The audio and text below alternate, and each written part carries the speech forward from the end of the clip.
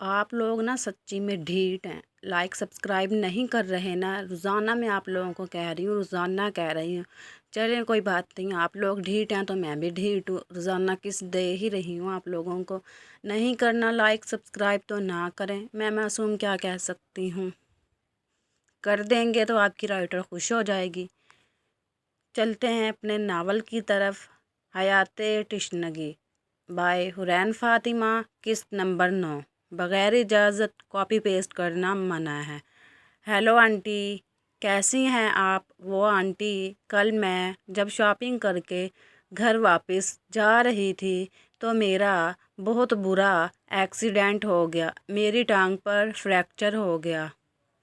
मामा किसी रिश्तेदार के यहाँ फोतगी पर गई हुई हैं। मुलाजिम भी दिन के वक्त काम करके चले जाते हैं, रात को मैं अकेली होती हूँ। मामा भी दूर गई हुई हैं, जल्दी नहीं आ सकती। आप प्लीज़ कुछ दिनों के लिए ज़रमीन को मेरे पास भेज दें। अफ़शां आज सुबह ही फ़रज़ाना बेगम को कॉल करके ज़रमीन को उसके पास भेजने का कह रही थी। ठीक है बच्चे, तुम अपना ख्याल रखना। मैं ज़रमीन को आज ही तुम्हारे पास भेज देती हूँ। वैसे तो वो ना मानती, लेकिन अफ़शां की एक्सीडेंट वाली बात सुनकर वो मान गई। आखिर अफ़शां और उसकी माँ ने भी तो बुरे हालात में उनका साथ दिया था। अब जब उन्हें ज़रूरत थी तो वो कैसे उन्हें मुश्किल में अकेला छोड़ सकती थी। ज़रमीन बेटा, ज़रा नीचे आकर मेरी बात सुनो। वो अच्छी तरह जानती थी उसकी माँ उससे क्या बात करने वाली है। अफ़शां उसे कॉल करके फ़रज़ाना बेगम की मान जाने वाली बात बता चुकी थी, जिससे वो खुश थी। जी मामा बताएं। वो नीचे आकर फ़रज़ाना बेगम के साथ सोफ़े पर बैठ गई। बेटा, अफ़शां का एक्सीडेंट हुआ है, उसे काफ़ी चोटें भी आई हैं। वो चाहती है तुम कुछ दिन उसके पास चली जाओ और उसका ख्याल रखो। बेटा, तुम अपनी पैकिंग कर लो और फिर कुछ दिन उसके पास चली जाओ। लेकिन मामा, मैं कैसे जा सकती हूँ? आप तो यहाँ पर अकेली हो जाओगी। वो नहीं चाहती थी फ़रज़ाना बेगम को उस पर ज़रा भी शक हो, इसलिए उन्हें बातों के जाल में फंसाना ज़रूरी समझा। बेटा, मैं ठीक हूँ, अपना ख्याल रख सकती हूँ, लेकिन वो इस वक्त बीमार है। उसे मुझसे ज़्यादा तुम्हारी ज़रूरत है। तुम चली जाओ। ठीक है मामा, आप इतना कह रही हैं तो मैं चली जाती हूँ। वो फ़रज़ाना बेगम को हग करती उठकर अपने कमरे में चली गई।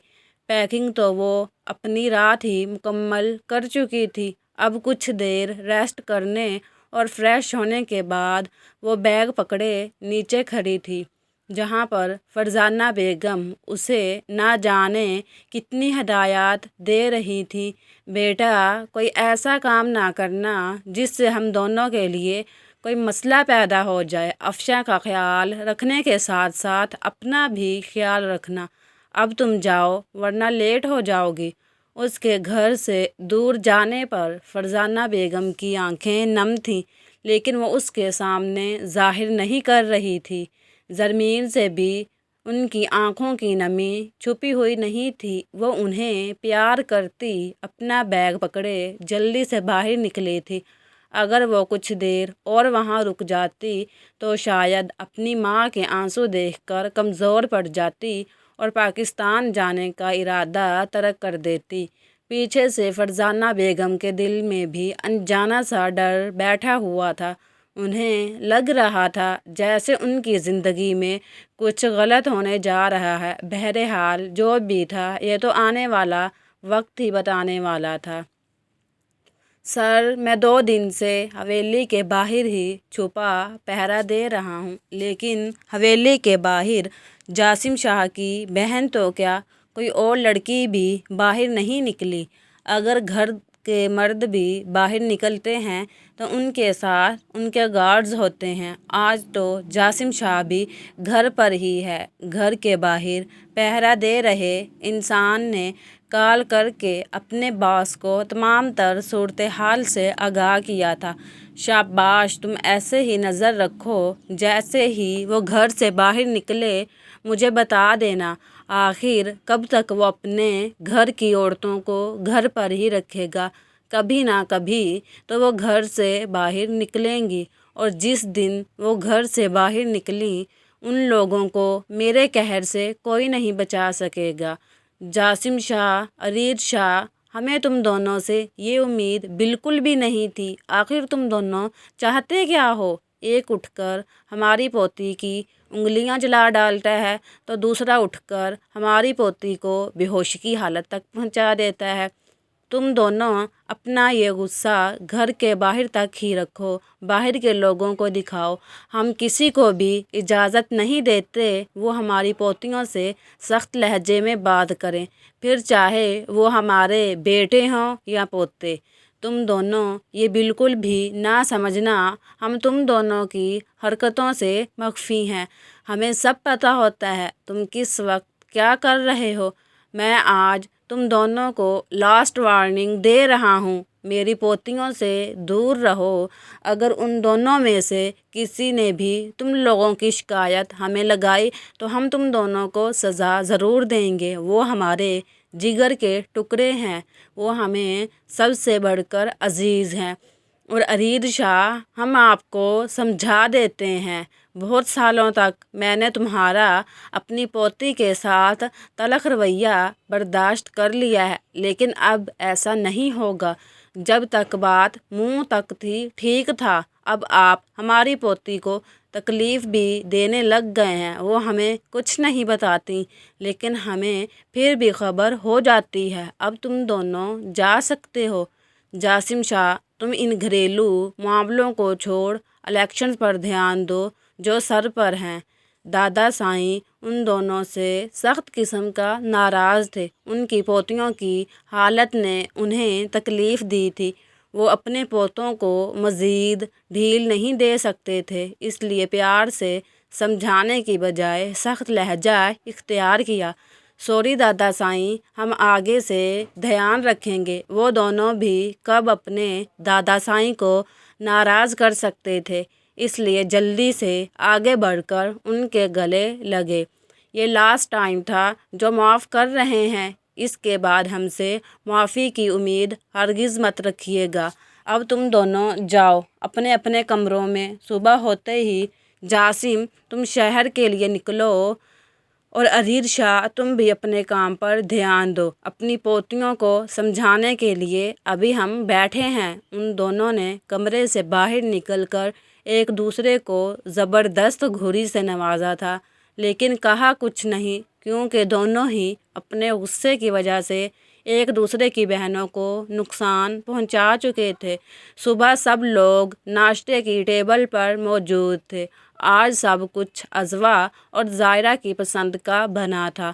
بننا تو جاسم شاہ اور ارید شاہ کے لیے چاہیے تھا، کیونکہ وہ کافی ٹائم بعد گھر واپس آئے تھے، لیکن ان دونوں کی حرکتوں کو دیکھتے ہوئے دادا سائیں نے سختی سے سب کچھ اپنی دونوں پوتیوں کی پسند کا بنانے کو کہا تھا، اس لیے آج ناشتے کی ٹیبل پر اسپیشل پکوان موجود تھے، جسے دیکھ ہاشم شاہ کے منہ سے رالیں ٹپک رہی تھیں۔ تم تینوں نا مجھے دعائیں دو۔ میں نے جو تم تینوں کو تنگ کیا تھا اور پھر تم تینوں نے مجھ سے بدلہ لینا چاہا، بدلے میں تم تینوں کے ککڑ کی سیٹی بج گئی، اس لیے تو تم تینوں کو یہ مزے مزے کے پکوان کھانے کو مل رہے ہیں، تاکہ تم لوگوں کا موڈ اچھا ہو جائے۔ ہاشم شاہ نے اب بھی ان تینوں سے معافی مانگنے کی بجائے انہیں چڑھانا ضروری سمجھا۔ جاسم شاہ اس کی بڑبڑاہٹ بخوبی سن چکا تھا۔ مشال بچے، تم نے دوبارہ اسائنمنٹ بنا لی ہے یا نہیں؟ جاسم شاہ نے مشال سے پوچھا، لیکن ایک نظر اضواء پر ڈالنا نہ بھولا، جس کی آنکھیں اور چہرہ ابھی بھی لال تھا۔ وہ ایک بار پھر اپنی بے اختیاری پر شرمندہ ہوا تھا۔ نہیں لالا، اس کے لیے زیادہ ٹائم چاہیے، جو کہ کل والے ہنگامے کی وجہ سے ہمیں ملا نہیں۔ تو پھر کس نے کہا تھا بدلہ لینے کے پلان بناؤ؟ چپ چاپ بیٹھ کر اسائنمنٹ بنا لیتی۔ جواب جاسم شاہ کی بجائے ہاشم شاہ کی جانب سے آیا تھا۔ وہ تینوں تو صبح سے ہی ہاشم شاہ کو سرے سے اگنور کر رہی تھیں۔ تم سے کسی نے پوچھا نہیں؟ چپ چاپ بیٹھ کر ناشتہ کرو، بلکہ 1 منٹ رکو پھپھو، آپ ایک کام کریں، اس کے آگے سے ناشتہ اٹھا لیں۔ اب ہاشم شاہ ہی اضواء اور مشال کی اسائنمنٹ بنا کر دے گا، اور جب تک یہ اسائنمنٹ نہیں بنا کر دے گا اسے کچھ بھی کھانے کو نہیں ملے گا۔ جاسم شاہ نے فیصلہ سنایا۔ لیکن لالا، میں 2 اسائنمنٹس کیسے؟ اس نے بیچاری سے شکل بنائی۔ لیکن ویکن کچھ نہیں، ہم نے کہہ دیا اسائنمنٹس تم ہی بناؤ گے تو مطلب تم ہی بناؤ گے، ہم مزید اس بارے میں کچھ نہیں سننا چاہتے۔ وہ جوس کا آخری سپ لیتے ہاتھوں کو ٹشو سے صاف کر کے وہاں سے نکل گیا۔ اس سے پہلے کہ وہ ہال سے باہر نکلتا، زائرہ جلدی سے اس کے پیچھے بھاگی تھی۔ لالا سنیں۔ جی لالا کی جان، وہ مسکراتے ہوئے پلٹا۔ لالا، آپ نے کہا تھا آپ اضواء کو سوری بولیں گے، اور اب آپ ایسے ہی اٹھ کر جا رہے ہیں۔ اس نے جاسم شاہ کو اس کی کل والی بات یاد دلائی۔ لالا کی جان، لالا پھر کبھی سوری کر لیں گے، اس نے ٹالنا چاہا۔ لیکن لالا، آپ نے کہا تھا۔ وہ اداس ہوئی تھی۔ جاسم شاہ اس کی اداس شکل دیکھ ہی کب سکتا تھا۔ ٹھیک ہے، چلو پہلے آپ کی دوست سے سوری کر لیتے ہیں، پھر ہی دوسرے کام کریں گے۔ اضواء، لالا تم سے کچھ کہنا چاہتے ہیں۔ اضواء اپنے کمرے کی جانب جا رہی تھی جب زائرہ نے اسے روکا۔ سوری، شاید کل میں نے تمہیں کچھ زیادہ ہی ڈانٹ دیا تھا۔ وہ کہہ کر رکا نہیں بلکہ پلٹ گیا تھا، جبکہ اس کی بات سن کر ایک بار پھر اضواء کی آنکھیں پانیوں سے بھری تھیں۔ جاسم شاہ شہر کے لیے نکل چکا تھا، جبکہ اریر شاہ بھی ناشتہ کرنے کے بعد آفس کے لیے نکل چکا تھا، کیونکہ آج اس کی 2-3 بہت ہی اہم میٹنگز تھیں اور اس نے اپنی نئی سیکرٹری کے لیے کچھ انٹرویوز بھی لینے تھے۔ جبکہ ہاشم شاہ رونی صورت بنائے ان دونوں کی اسائنمنٹس بنانے میں مصروف تھا، ساتھ ہی وہ آتے جاتے ملازموں کے ساتھ ساتھ گھر والوں کو بھی گھور رہا تھا۔ مشال، جو اس کو چڑھانے کے لیے مسکراتے ہوئے کبھی ادھر تو کبھی ادھر ٹہل رہی تھی، ہاشم شاہ کا دل چاہ رہا تھا وہ ہاتھ میں موجود پین سے ہی اس کا قتل کر ڈالے۔ ایک تو اسے اتنی بھوک لگ رہی تھی، اوپر سے وہ ہاتھ میں چپس پکڑے ٹہلنے کے ساتھ ساتھ وہ بھی کھا رہی تھی۔ آخر وہ مسلسل پچھلے 4 گھنٹے کی محنت کے بعد ان کے اسائنمنٹس بنانے میں کامیاب ہوا تھا، اور آئندہ ان ڈائنوں سے پنگا لینے کی توبہ کر لی تھی۔ گھر میں اتنا ہنگامہ بھی مچا ڈالا اور اس سے اسائنمنٹ بھی بنوا ڈالی۔ وہ تو سرشکر تھا کہ اسے بس اسائنمنٹ بنانے کی سزا ملی تھی، ورنہ جو حالت اس کی بہنوں نے رو رو کر خود کی بنا لی تھی، کوئی بعید نہیں تھا کہ دادا سائیں اسے اٹھا کر حویلی سے ہی باہر پھینک دیتے۔ بوند بوند میں گم سا ہے یہ ساون بھی تو تم سا ہے، ایک اجنبی احساس ہے۔ بارش پورے زور و شور سے برس رہی تھی، اور اس کے ساتھ ہی بارش سے عشق کرنے والی لڑکی اپنے ارد گرد سب کچھ فراموش کیے، دنیا جہان بھلائے بارش میں گول گول گھوم رہی تھی۔ خوشی اس کے انگ انگ سے پھوٹ رہی تھی۔ جامنی کلر کی فراک پہنے، کمر پر دوپٹہ باندھے، گھنے لمبے بال جو کہ کھلے ہوئے تھے وہ بھی اس کے ساتھ ہی گھوم رہے تھے۔ بارش کے آ جانے پر وہ ایسے ہی خوش ہو جایا کرتی تھی جیسے اسے دنیا کا کوئی قیمتی خزانہ مل گیا ہو۔ اس کی کھلکھلاہٹ پورے لان میں گونج رہی تھی، اور اوپر لان کی کھڑکی میں کھڑی اس کی بہن مسکرا کر اسے دیکھ رہی تھی اور ہمیشہ ایسے ہی خوش رہنے کی دعائیں دے رہی تھی۔ अचानक गोल गोल घूमते उसकी नज़र ऊपर उठी तो वहाँ पर अपनी बहन को मुस्कुराते खड़ा पाया। उसने फ़ौरन से मुस्कुराते हुए अपनी बहन को नीचे आने और बारिश एंजॉय करने का इशारा किया, लेकिन वह नफ़ी में सर हिला गई। वो भी कंधे उचकाती दोबारा से अपने आप में मगन हो गई, क्योंकि वो अच्छी तरह जानती थी उसकी बहन बारिश और बिजली से कितना डरती है। और फिर बाहर तो बारिश के साथ साथ बिजली भी चमक रही थी और बादल भी ज़ोरों शोर से गरज रहे थे।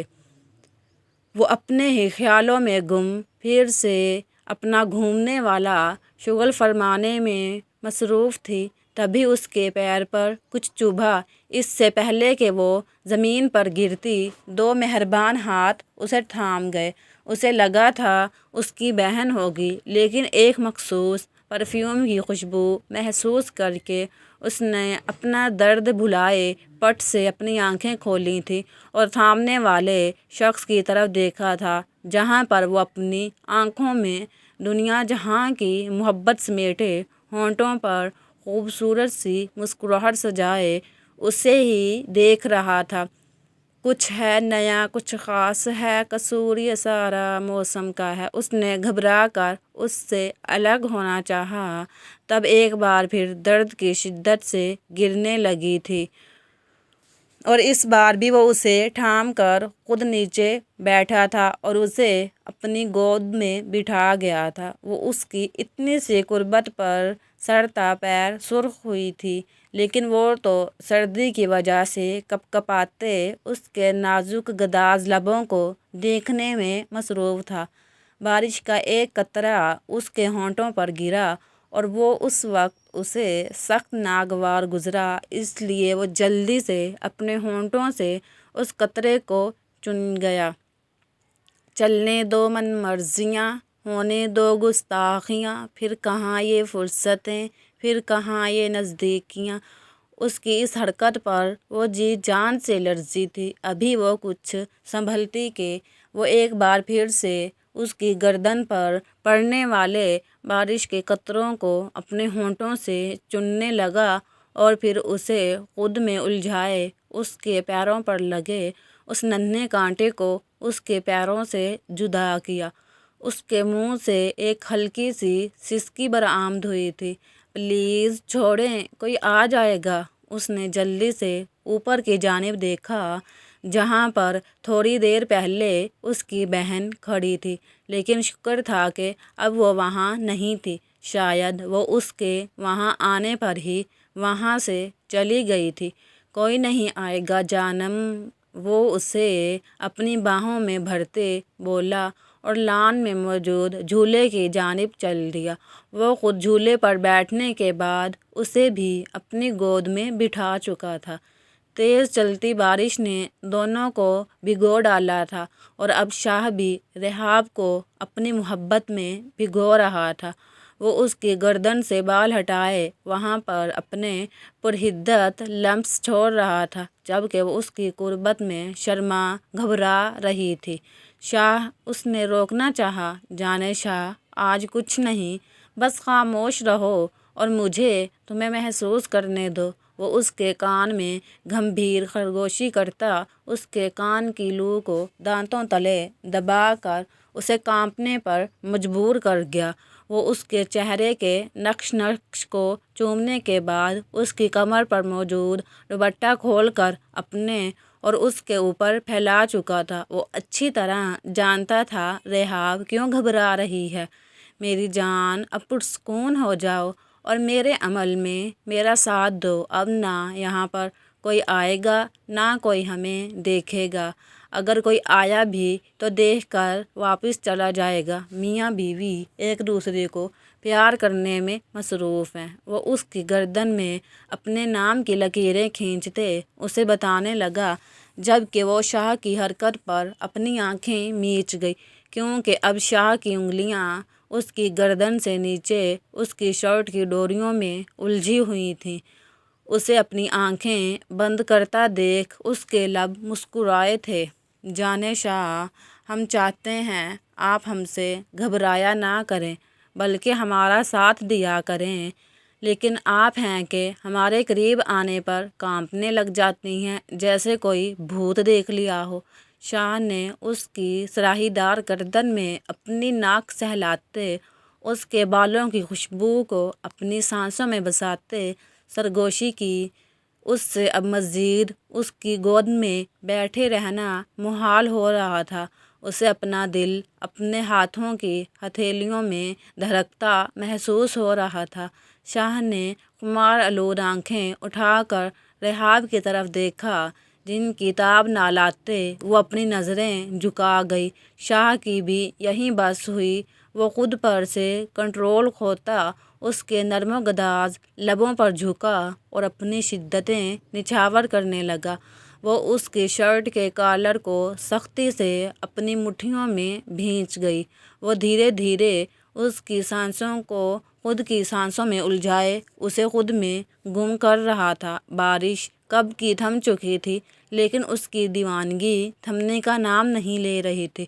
بارش کے بعد کی حسین فضا میں پرندے دو پیار کرنے والوں کو دیکھ چہچہانے کے ساتھ رقص کر رہے تھے۔ ایسا لگ رہا تھا جیسے کائنات کی ہر شے ان کے ملن